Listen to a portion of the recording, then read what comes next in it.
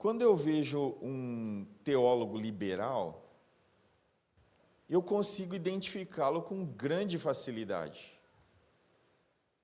As suas aspirações, aquilo que dirige, a sua cosmovisão de mundo, é estampado, é muito fácil de notarmos um teólogo liberal. E eles estão por aí, estão nos púlpitos pregando, infelizmente. Eles arrebanham no seu pastoreio pessoas que querem, de fato, ter uma vida onde as Escrituras não seja absoluta.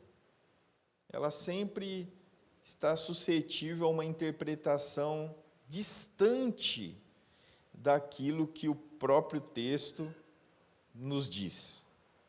Agora, quando nós falamos de legalismo, queridos, como isso toma o coração de pessoas. Por ele aparentar uma espécie de santidade e tornar-se algo palpável, atingível, e também denota, diante de uma multidão ou de um grupo, um grau de superioridade, porque a pessoa se torna intocável, inabalável, acima dos outros. Então isso ganha corações com facilidade. Porque eu consigo atingir. Eu consigo colocar, então, uma medida que é alcançável. E é justamente aí que mora o perigo. Pois é facilmente aceitado no meio cristão. E agora eu vou falar de cristãos, primeiramente, desatentos. Porque já abandonaram a sua própria capacidade de ir para as Escrituras desapegado daquilo que outros falam, por ela mesma. Porque se, de fato, ela dedicasse um tempo da sua vida para ler as Escrituras, tão somente ler, ela já começaria a notar várias coisas que pessoas falam, mas que Deus não fala. Que pessoas falam em nome de Deus, mas Deus nunca tocou no assunto. De um outro lado, com tristeza digo também, há os falsos, que usam do púlpito, do poder, da autoridade que está revestida aqui, para ser o seu meio de vida, o seu sustento, e a sua autoridade denotar a ele uma espécie de superioridade diante dos leigos que estão lhe ouvindo. Mas o que acontece nesse meio? Como que eu identifico? Primeiro, há um desprezo claro à palavra de Deus. E há uma exaltação do tradicionalismo. Vou tentar falar em outras palavras. Há uma rejeição daquilo que Deus revelou nas Sagradas Escrituras e uma exaltação daquilo que um determinado homem falou um dia. Como se ele tivesse ouvido, tão somente ele, do próprio Deus, e transmitido àqueles que estão debaixo dos seus pés, os leigos. É dessas inspirações humanas que vem o determinismo sobre aquilo que Deus não falou, mas como se tivesse falado. É dessas pessoas que saem esse comportamento que está acima do que a própria palavra diz. Como se, Deus, calma aí que eu vou ajustar. Deixa eu dar uma melhorada aqui. Deixa eu colocar algumas regrinhas para que eu consiga obedecer melhor.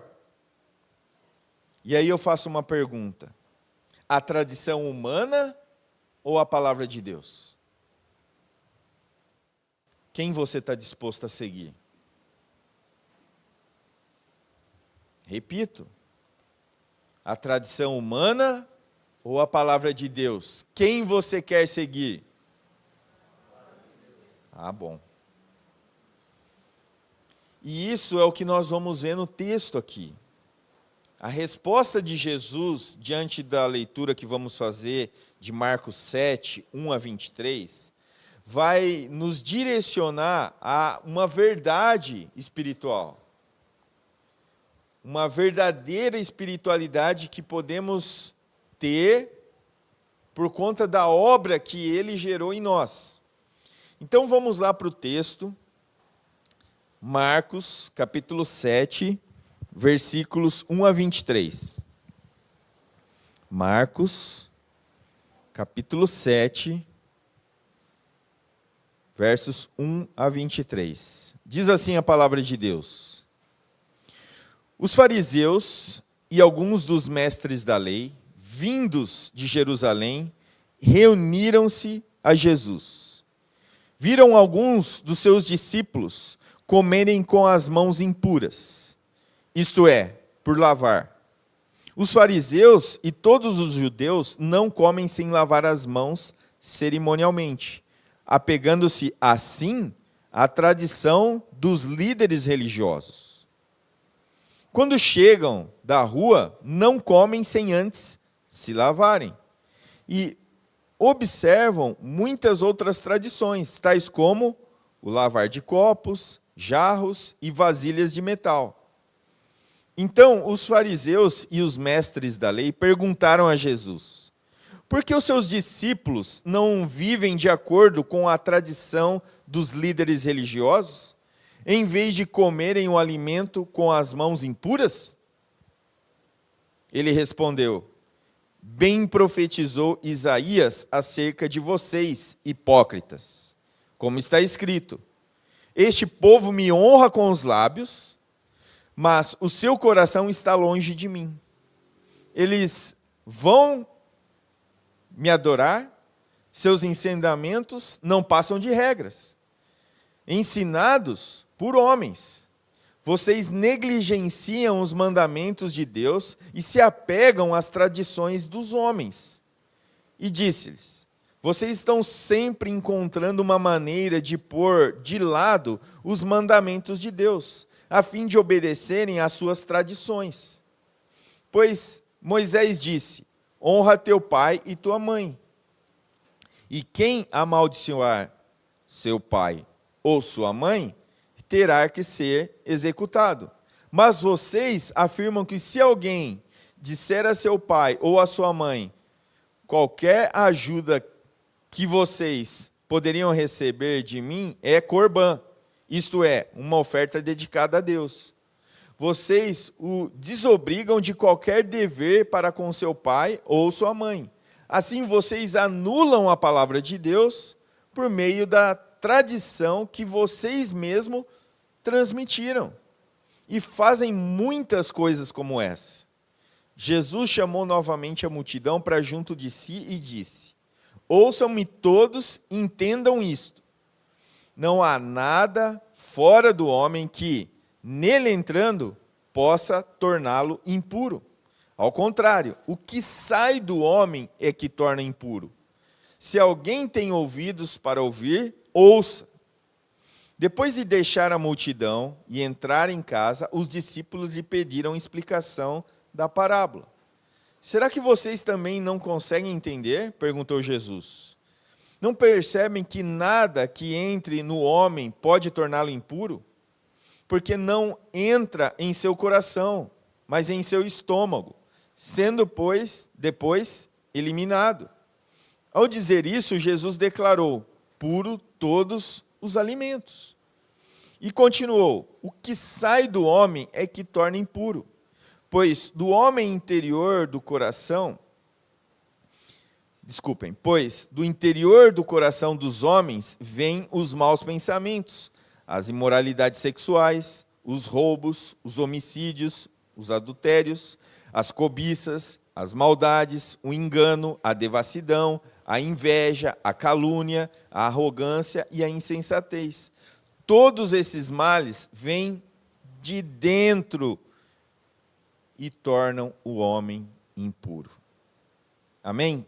Baixe sua cabeça, vamos orar. Pai de toda misericórdia, tem compaixão de nós. Porque muitas vezes, e não são poucas, ó Deus, que optamos por regras que o Senhor não as ordenou. E assim queremos nos fazer santo diante dos homens, mas somos depravados diante de um Deus santo. Somos imorais, incapacitados, miseráveis, homens e mulheres que acreditam que pelo seu esforço e capacidade chegarão diante de um Deus santo. Por isso, Senhor, rogo, tem misericórdia de nós.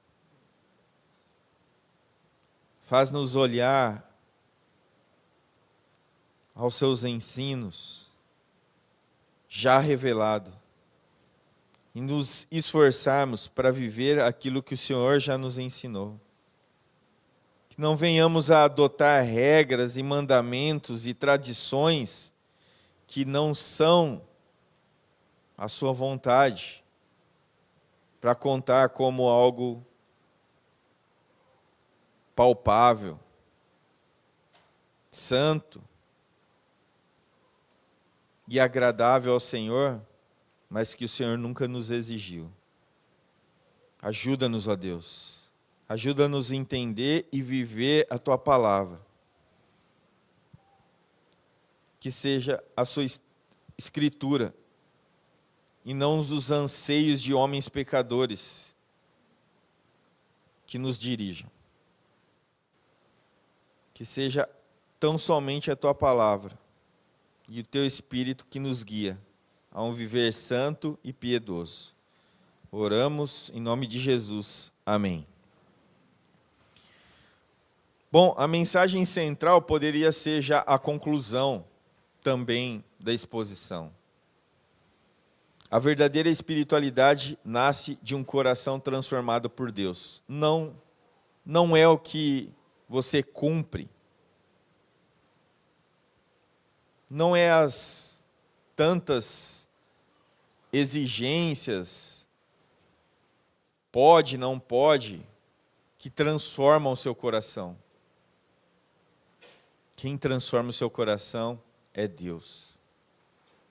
Não é o pastor, não é sua esposa, seu esposo, não é seu filho, sua filha, não é nem mesmo você. Já diz João no seu Evangelho, capítulo 1, versículos 12 e 13. É a vontade de Deus. Então, a verdadeira espiritualidade nasce de um coração transformado por Deus. É aquilo que Jesus conversa com Nicodemos. Precisa nascer de novo. Então, muitas vezes, há esse apego a coisas que podem ser alcançáveis.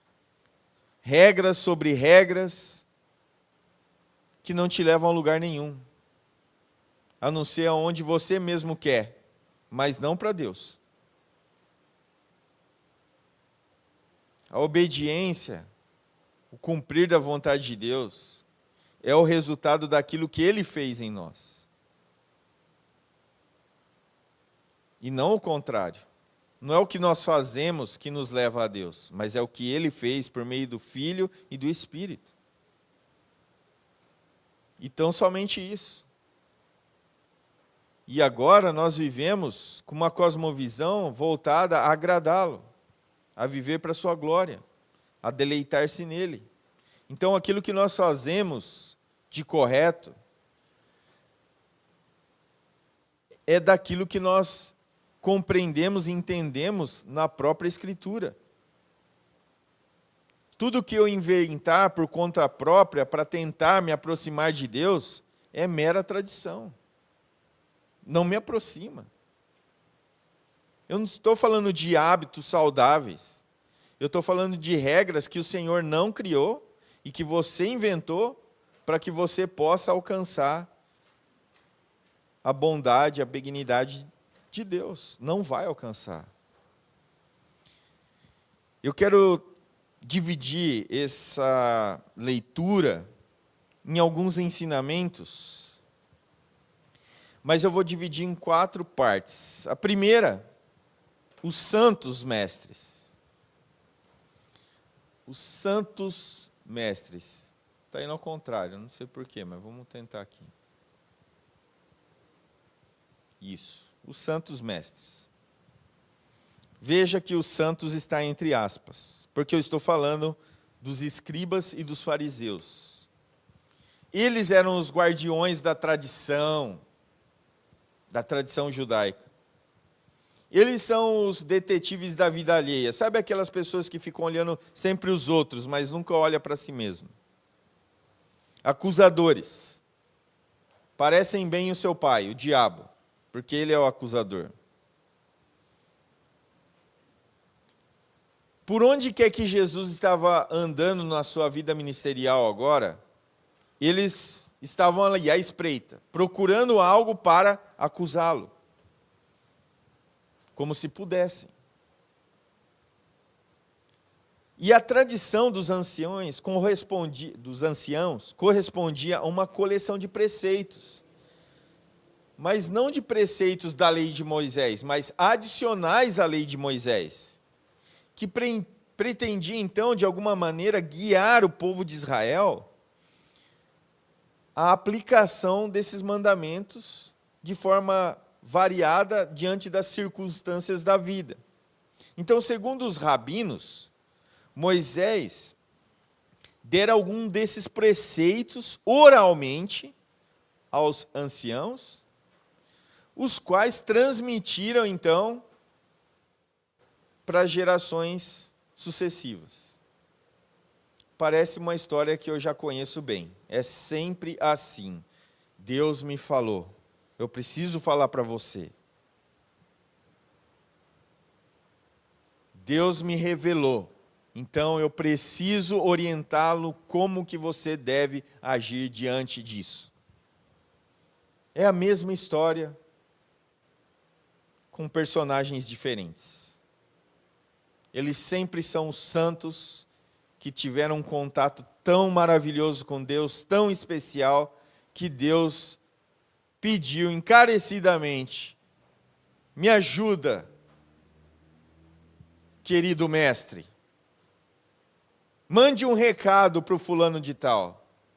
Oriente uma nova comunidade de fé. Um grupo que venha me adorar de verdade. Ensine esse preceito. Como se pudesse. Então, os escribas e fariseus transformaram a vida espiritual num fardo pesado, com muitas regras e normas. Eles pensavam que da observância dessas muitas e detalhadas regras e cerimoniais de purificação dependia a própria salvação. Eles acreditavam ferronhamente que era isso que os salvava. E ainda é até os nossos dias. E não só para os judeus, para muitos religiosos. E muitas seitas também, porque é o que viram. E eles sempre vêm com um modo a qual o pai usa com frequência, acusação. Por que os seus discípulos não vivem de acordo com a tradição dos líderes religiosos, em vez de comerem o alimento com as mãos impuras? Versículo 5. Então os fariseus e os escribas estão aqui escandalizados. Olha só, é a reação dele. Eu estou escandalizado. Olha os seus discípulos. Eles não lavam as mãos para comer. Essa é a acusação. Não tinha um propósito de, olha, bom, eles são porquinho, hein? Não tem higiene, não? Não, não era isso. Essa era a acusação. Mas a acusação tinha um propósito de atingir a Cristo. Eles seguiam aqueles rituais vazios e queriam, de alguma maneira, que os discípulos de Jesus também o fizessem. É como se nós pedíssemos a um cego que nos conduzisse. E ambos caíríamos num abismo. Então, essa lavagem das mãos não tinha nada a ver com higiene pessoal, ou uma ordenança do próprio Deus, mas era apenas uma tradição, como o texto mesmo diz, dos mestres, daqueles que no passado lhe compartilharam. Isso era mais um dos fardos, não era o único, mais um dos fardos que o povo judeu precisava carregar. Abra sua Bíblia comigo, lá em Mateus, capítulo 23, versículos 3 a 7.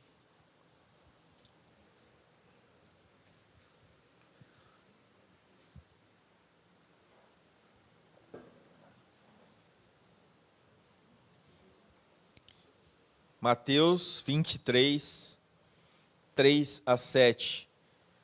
Portanto, tudo o que vos disserem, isso fazei e observai. Mas não façais conforme as suas obras, porque dizem e não praticam, pois atam os fardos pesados e difíceis de suportar, e os põem aos ombros dos homens, mas eles mesmos nem com o dedo querem movê-los. Todas as suas obras eles fazem a fim de serem vistos pelos homens, pois alargam os seus filactérios, aumentam as franjas dos seus mantos, gostam do primeiro lugar nos banquetes, das primeiras cadeiras na sinagoga, das saudações das praças e de serem chamados pelos homens rabi, mestre. Sabe, olha, é o típico crente de igreja, e o crente entre aspas. Sabe o crente de igreja? O crente de igreja entre aspas? Ele é uma pessoa na igreja, e é totalmente outra pessoa fora da igreja. Totalmente. Se você olhar, ou pudesse olhar, um Big Brother do crente, no culto, ele levanta as mãos, ele faz orações longas e belas, ele recita versículos, ele quase flutua. Mas em casa, se a mulher dele contasse, ou se o esposo contasse como lhe trata. Se os filhos dessem como crianças que, quando chegam, contam alguma coisa e faz aquele transtorno. Né? Imaginem só, queridos. Crentes assim, infelizmente, é só crente entre aspas. Não é um redimido. Se a pessoa é uma coisa aqui e outra fora daqui, ela não é parte do corpo de Cristo. O que precisa ocorrer é uma transformação. Ela pode ter atos religiosos que nos chamam a atenção e até nos enganam, mas não enganam a Deus, não enganam nem os próprios familiares. Há uma historinha bem conhecida, que o filho chegou na barra da paletó do pastor e puxou: pastor, não acaba o culto não. Aqui meu pai é uma bênção.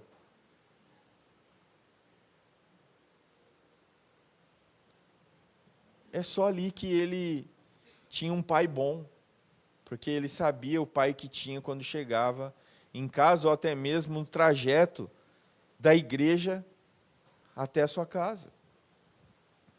Então, esses líderes religiosos cometem equívocos claros. Primeiro, eles pensam que por observar esses ritos criados por eles mesmos, eram melhores que os outros. Eles tinham um alto conceito de si mesmos. Eles eram aquelas pessoas orgulhosas que julgavam ser santos acima dos outros, puros, mais dignos, tanto que gostavam de ser chamados de mestres. Segundo, eles estavam enganados quanto à natureza do pecado. A santidade é uma questão de transformação interna e não por atos externos visíveis aos homens. Eles pensavam que eram santos para praticarem ritos externos de purificação. Então, o contraste entre os fariseus, escribas e os discípulos de Cristo não era apenas a lei e os ritos, entre a verdade de Deus e a tradição de homens, mas era uma divergência profunda sobre a doutrina do pecado e sobre o que significa ser santo, separado por Deus. Então, esse conflito não é qualquer conflito. São conflitos que envolvem fundamentos da fé cristã. Estão no âmago da verdade de Deus e da própria espiritualidade. E ainda hoje, muitos segmentos ditos evangélicos coam mosquito, mas engolem camelo. Se apegam a coisinhas, mas deixam passar coisas gigantescas que afrontam a Deus e a sua santidade. Então, os escribas e fariseus, em nome de uma espiritualidade sadia, negligenciavam o mandamento de Deus, nós vamos ver. Eles rejeitavam a palavra de Deus, e pior que isso, eles invalidavam a palavra de Deus. E por isso, então, vem o segundo destaque, a hipocrisia escancarada. Então, Jesus chama os seus antagonistas de hipócritas. Calma aí, Jesus, dizia um fariseu, segura. O hipócrita é um ator, é aquilo que eu acabei de compartilhar, desempenha um papel de outra pessoa. Ele não é quem aparenta. Os lábios falam ser uma pessoa, porque se arrogam algo surpreendente, mas o coração revela outra. É o crente na igreja e o descrente na sua casa, diante da sua família. É uma pessoa que fala uma coisa e faz outra.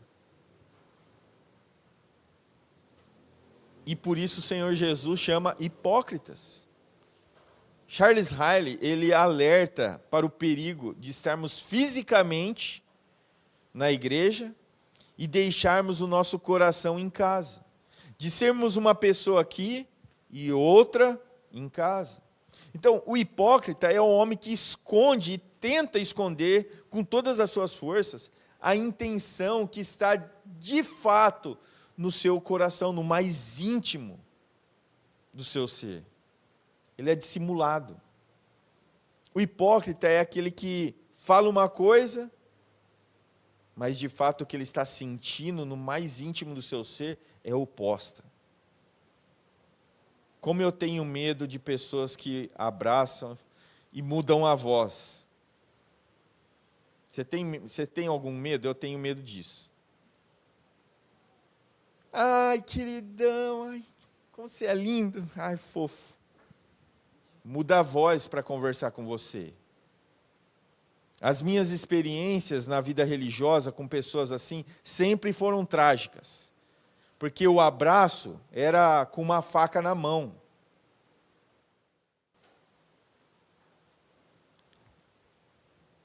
Sabe? Tá ali te golpeando, mas com uma vozinha de ursinhos carinhosos. Para os mais velhos entenderão do desenho. Depois vocês pesquisam, não agora. Senão seu celular vai queimar. Nem isso acontece, né? Pode acabar a bateria. William Hendrickson, ele diz que um hipócrita é um enganador, um fraudulento, um impostor, uma serpente sobre a relva.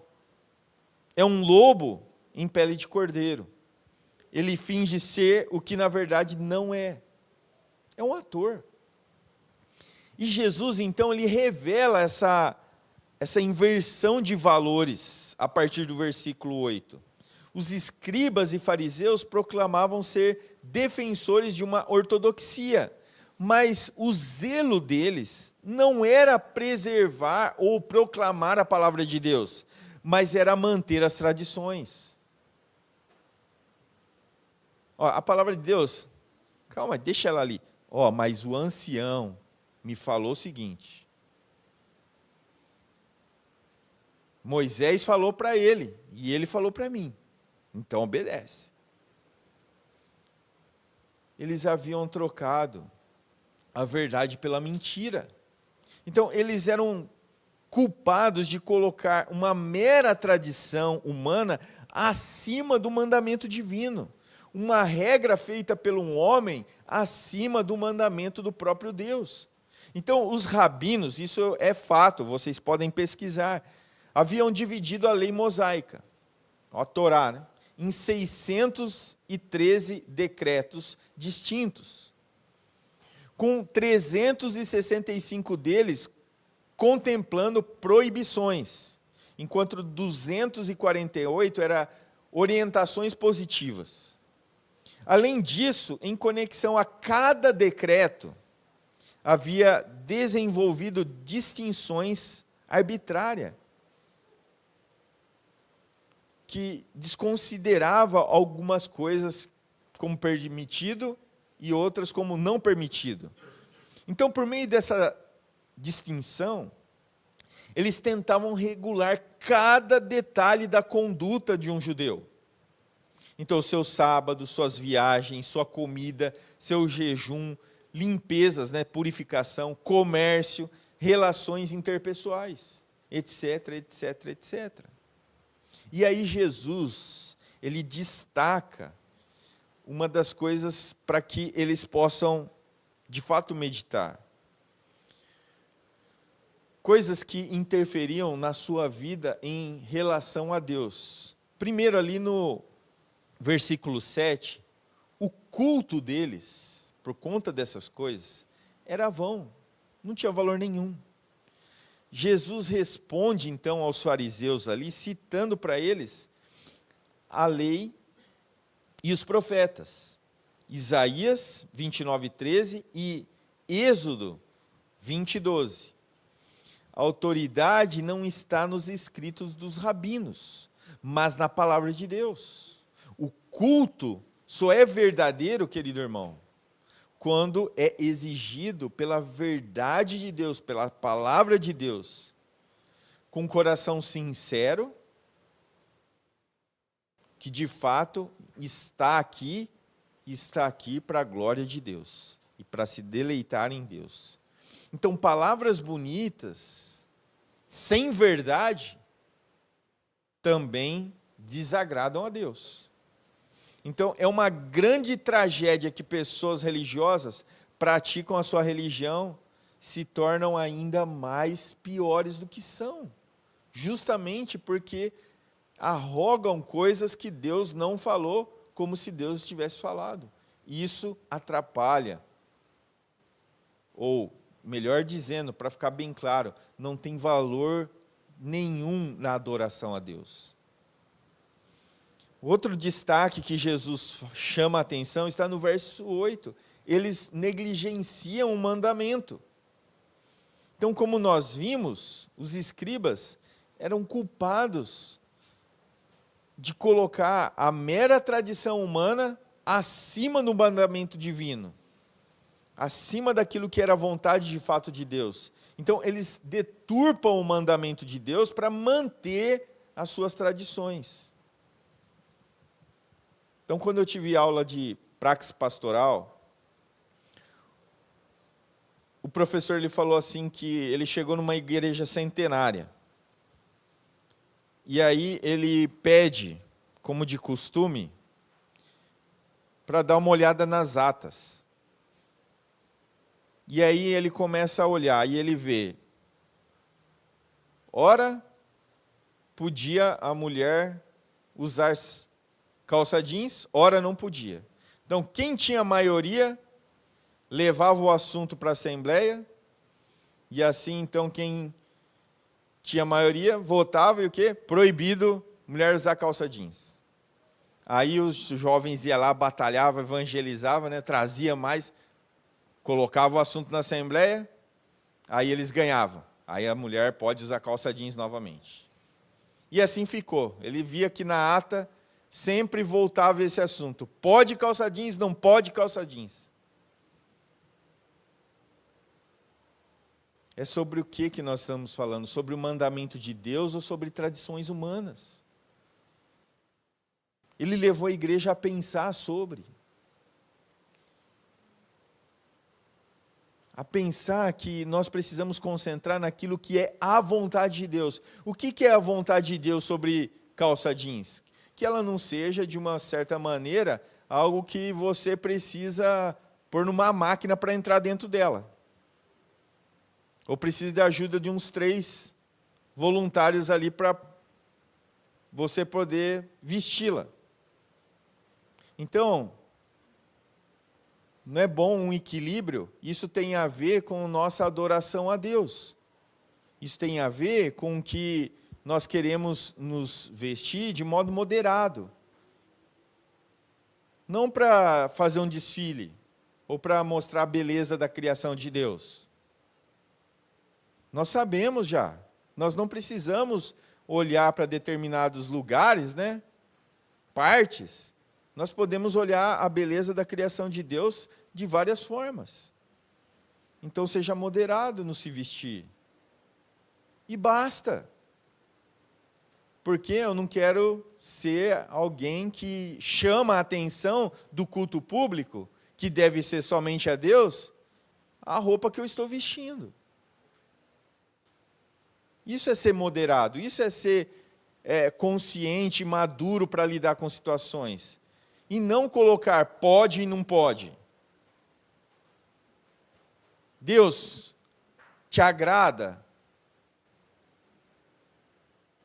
a minha vestimenta? Tem a ver mais com você no seu relacionamento com Deus do que pode e não pode. Se você quer ser o centro das atenções no culto público, Cristo deixa de ser. É isso que nós, crentes, queremos? Não, não é.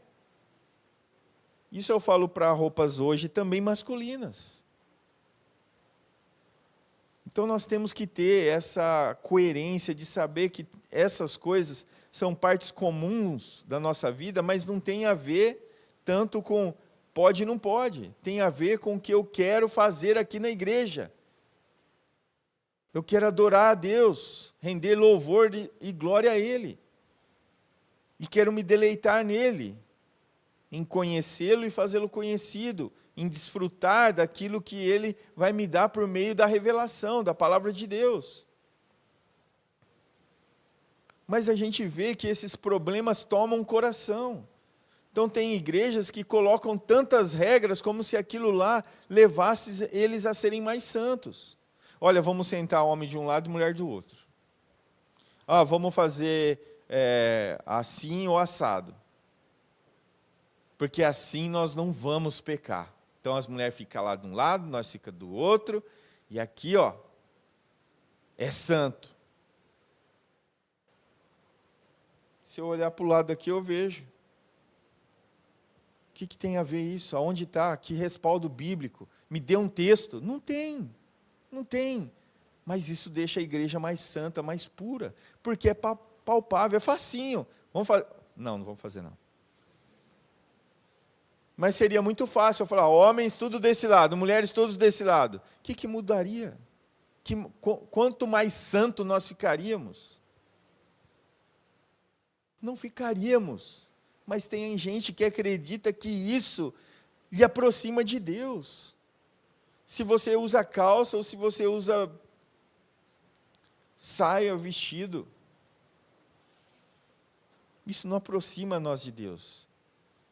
O que nos aproxima de Deus é conhecê-lo, é entender que Ele te elegeu, te salvou, te redimiu,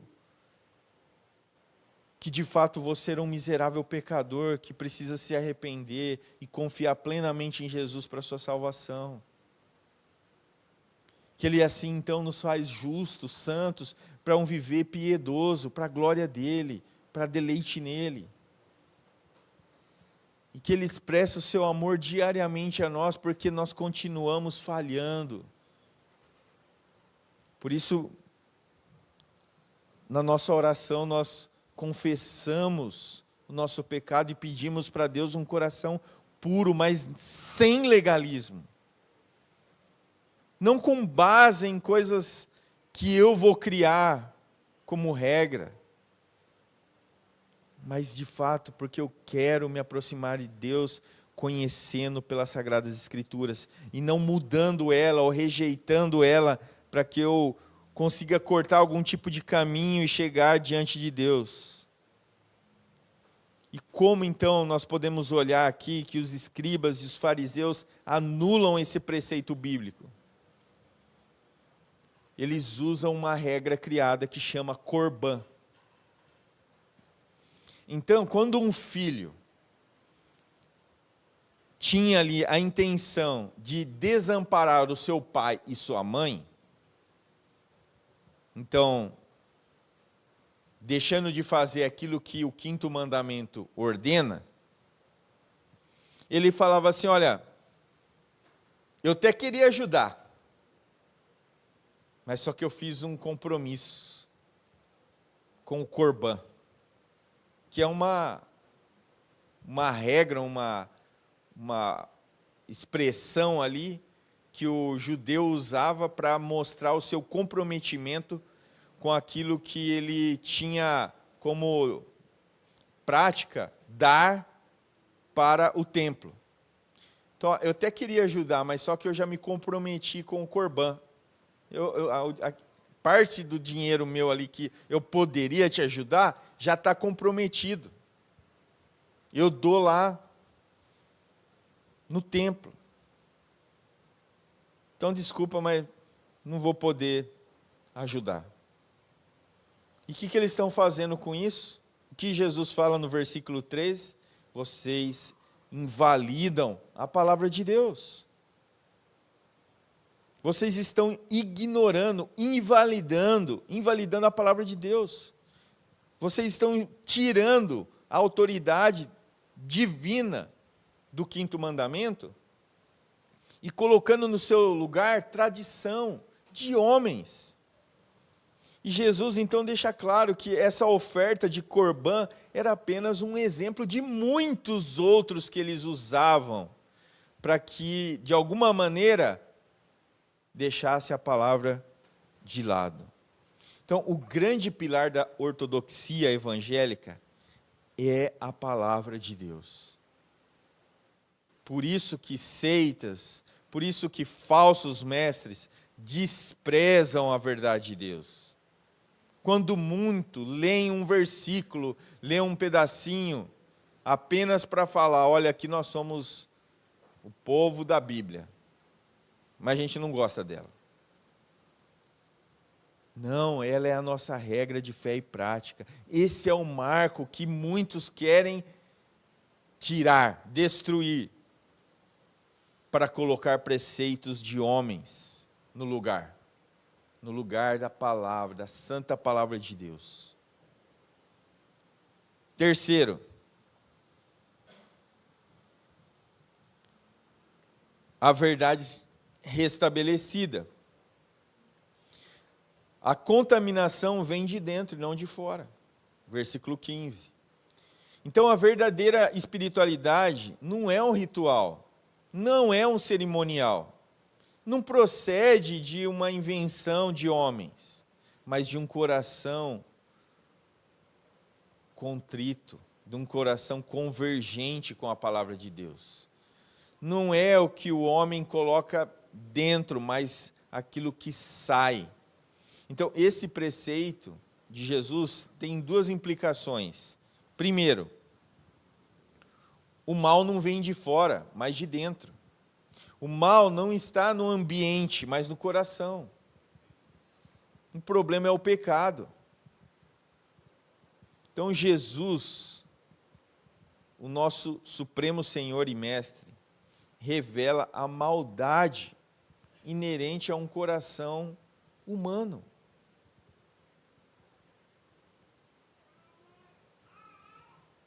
Está passando sozinho. A segunda implicação é que Jesus refuta a ideia que os ritualismos externos podem nos tornar agradáveis aos olhos de Deus. Então, lavar as mãos, os utensílios, isso tem a ver com a nossa higiene, não tem a ver com se aproximar de Deus. Eles não atentam à aparência, aquilo que se vê, mas ao coração. É isso que o Senhor anseia, um coração. Em segundo lugar, em vez de purificações cerimoniais, devemos afiar o nosso entendimento e os nossos ouvidos. Versículos 14 e 16. Em vez de sermos prisioneiros do legalismo, farisaico e tantos outros que ainda existem, Jesus exorta a multidão a ter uma espiritualidade governada pelo entendimento da verdade de Deus. Irmãos, recorram à palavra de Deus. Pela misericórdia dele, nós temos aí versões inúmeras. Você pode levar sua Bíblia para qualquer lugar, porque hoje você tem um celular. Busque, por meio do hábito da leitura, conhecer aquilo que é a verdade de Deus. E Jesus dá então uma grande ênfase na necessidade do ouvir e compreender. Não adianta nada você vir aqui a cada domingo e não obter um conhecimento e torná-lo algo prático para a sua vida. Então, ouvir, compreender, leva você a viver aquilo. Então, nós não podemos seguir interpretações enganosas. Eu estou falando, pode chegar hoje em casa e avaliar aquilo que eu estou trazendo como palavra de Deus aqui. Mastigue, rumine como uma vaquinha, aquilo que você tem aprendido a cada estudo, a cada exposição da palavra de Deus. Não ouça e fale, esse homem é um homem de Deus, não é possível que ele vai mentir, não é possível que ele vai errar. Nós somos falhos. Nós não somos pessoas que tenham a perfeição como prática, não. Eu sou um pecador, querido irmão, assim como tantos outros. E aí nós vamos para o último ensino, o ensino propriamente. Então, em primeiro lugar, a verdadeira pureza tem a ver com o coração e não com o estômago. Versículos 18 a 20. Jesus está acabando com aquela paranoia de uma religião legalista, com leis infindáveis. Jesus está declarando puro os alimentos. nós não podemos, como diz lá em Atos 10:15, considerar impuro aquilo que Deus tornou puro. Então, o alimento que desce ao estômago, mas o problema é o pecado e não o que nós comemos. O alimento que comemos, nós digerimos, né, e evacuamos. Mas o pecado, ele permanece no coração. E pior, contaminando tudo e nos levando a uma morte espiritual. Segundo, os grandes males procedem do coração e não do ambiente externo. Versículos 21 a 23. Jesus aponta o coração como uma fonte de sentimentos, aspirações, pensamentos e ações dos homens. Essa é a fonte. Também a fonte de toda contaminação, moral e espiritual. Jesus não tinha ilusão sobre a natureza humana, como alguns teólogos liberais e mestres humanistas da atualidade acreditam. É tudo doença e nada é pecado. É isso que os teólogos liberais querem fazer. Por isso eu detecto com rapidez um liberal e com mais dificuldade um legalista, porque ele sempre vem transvestido com uma piedade. Só algo que pode, de fato, mudar. O remédio é o novo coração. É mais difícil um coração limpo do que as mãos limpas. Quando eu estou falando de coração, eu estou falando do homem como um todo. A mão é fácil de você lavar. É fácil de você cuidar. Mas o coração não. De fato, é impossível ter uma vida aceitável diante de Deus com o nosso coração contaminado. Contaminado pelos nossos anseios, ambições que de fato nos levam para longe de Deus. O Evangelho trabalha de dentro para fora, provendo a motivação interna necessária para que nós possamos ter um viver piedoso e santo. Enquanto a impureza do coração só acumula maldade. Então, para concluir essa exposição, queridos, enquanto a limpeza das mãos pode ser alcançada por meio de práticas externas e visíveis, a pureza do coração exige uma transformação profunda, que vai além das aparências e alcança a centralidade do homem, o coração. Somente pela ação de Deus, pela regeneração interior, é possível atingir esse nível de pureza. Pois o coração humano é marcado pela inclinação ao pecado e à morte espiritual. Aqueles que estão em Adão continuam com seus corações sujos, como uma pedra. Mas aqueles que se arrependem e creem que Cristo é o Senhor das suas vidas, esses sim têm um coração transformado, um coração voltado agora, de fato, para a glória de Deus, por aquilo que Deus já revelou, e não por nada novo, mas sim por aquilo que Ele já nos deixou. Amém?